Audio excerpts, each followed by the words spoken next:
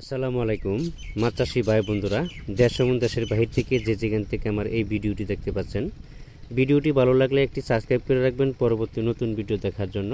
আজকে আমি আলোচনা করব 2025 সালের নতুন বছরের ব্ল্যাক কাপ মাছের পোনা সম্পর্কে।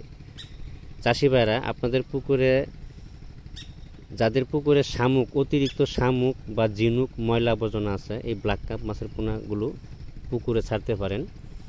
অনেক সময় দেখা যাচ্ছে যে শামুকের কারণে খাদ্য নষ্ট হয়ে যায়, বা আপনারা যখন অন্য অন্য মাছের খাদ্য দেন, খাদ্যগুলো অনেক সময় নিচে চলে যায়, তো শামুকে কিন্তু খাদ্যগুলো নষ্ট করে ফেলে, পানির প্লান্টন নষ্ট করে ফেলা, বা পানির যে একটা অ্যামোনিয়া এটাই নষ্ট হয়ে যায় এই শামুকের কারণে বা ঝিনুকের কারণে।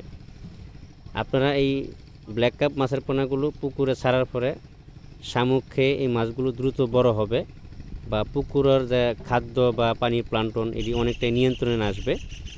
অনেক সময় দেখা যাচ্ছে যে এই শামুকের কারণে আপনারা মেডিসিন ব্যবহার করেন, কোনো কাজ হয় না।